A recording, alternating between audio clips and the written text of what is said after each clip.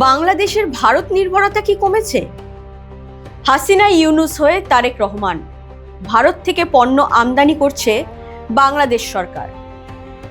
কথায় কথায় ভারত বিরোধিতা দুই দেশের বাণিজ্যিক সম্পর্কে কোনো প্রভাবই ফেলেনি, বরং বাংলাদেশের নির্বাচিত সরকার আসার পর দুই দেশের বন্ধন মজবুত হয়েছে। এই বিষয়ে কোনো সন্দেহ নেই। যাত্রীর স্বাচ্ছন্দ্যের কথা মাথায় রেখে রেল কোচ বাড়াতে চলেছে বাংলাদেশের বিএনপি সরকার। আর এক্ষেত্রে বাংলাদেশের পছন্দ ভারত। ভারত থেকে আনা হচ্ছে 200টি রেল কোচ। জামাতের সাংসদ ইলিয়াস মোল্লা ও রুহুল আমিনের প্রশ্নের জবাবে সংসদে দাঁড়িয়ে এ তথ্য জানালেন রেলমন্ত্রী।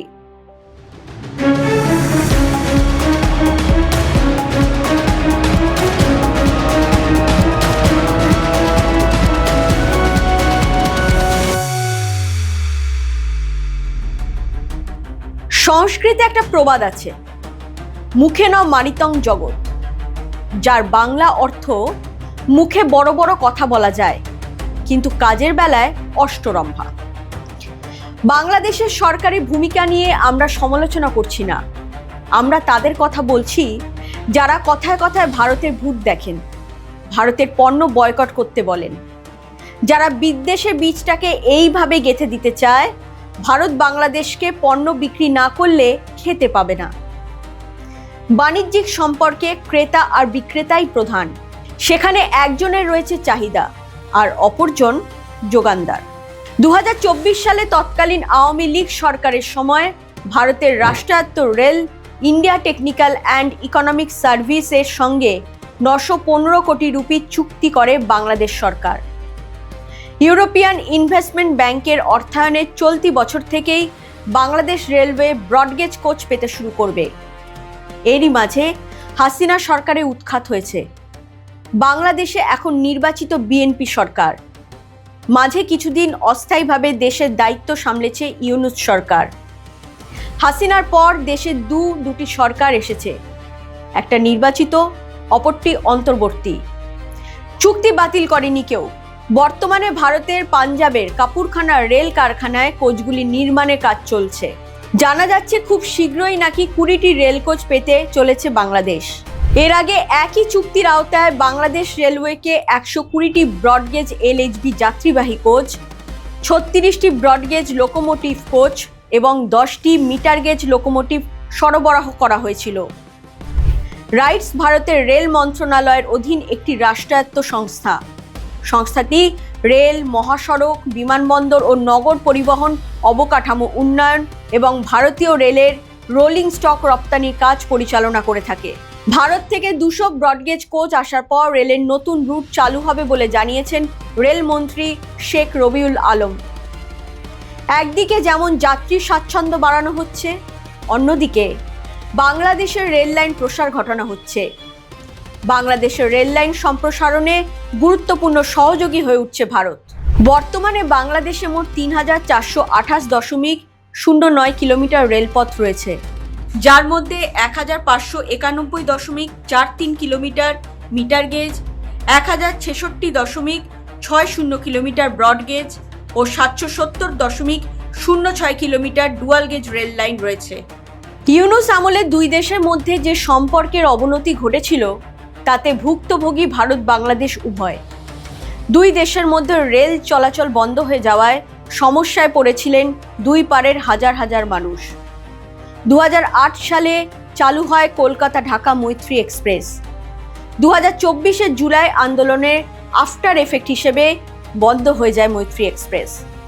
সেই সময় নিরাপত্তার বিষয়টি বড় হয়ে দাঁড়িয়েছিল। আগামী সেপ্টেম্বরে মৈত্রী এক্সপ্রেস পুনরায় চালুর বিষয়ে আলোচনা হতে পারে দুই দেশের মধ্যে। 2008 সালে চালু হওয়া মৈত্রী এক্সপ্রেস পশ্চিমবঙ্গের সীমান্ত পেরিয়ে 375 কিলোমিটার পথ অতিক্রম করে প্রায় 9 ঘন্টায় ঢাকায় পৌঁছাতো।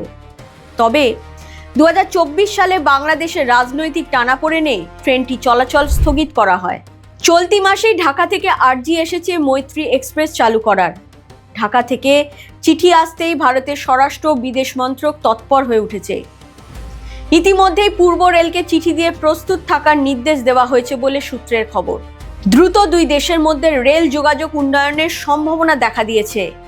ঢাকায় অবস্থিত ভারতের দূতাবাসের তরফে মৈত্রী এক্সপ্রেস পুনরায় চালু করার অনুরোধ এসেছে ভারতীয় রেল মন্ত্রকের কাছে।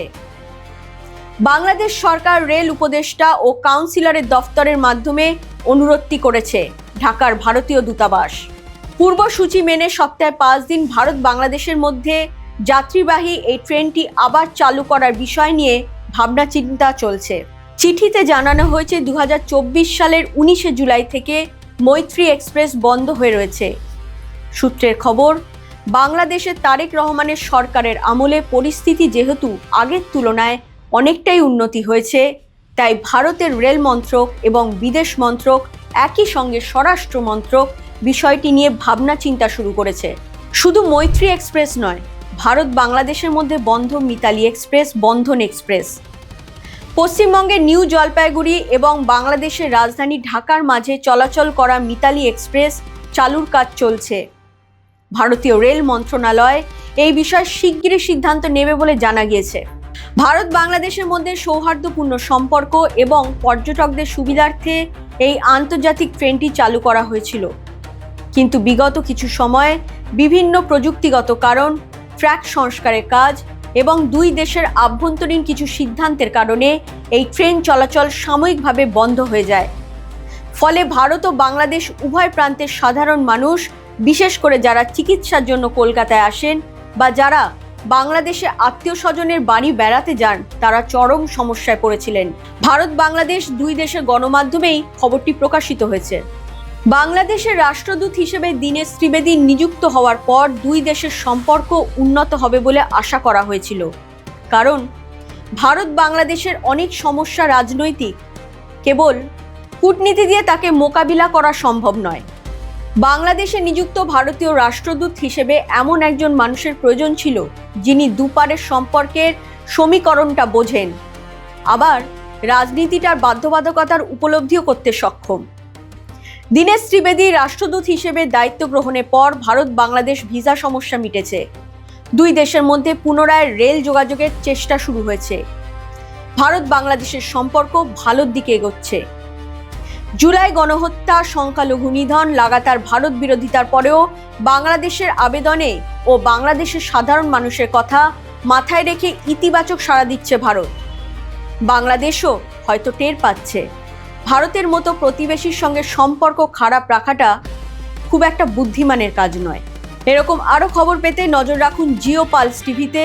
লাইক করুন, শেয়ার করুন, সাবস্ক্রাইব করুন জিও পালস টিভি।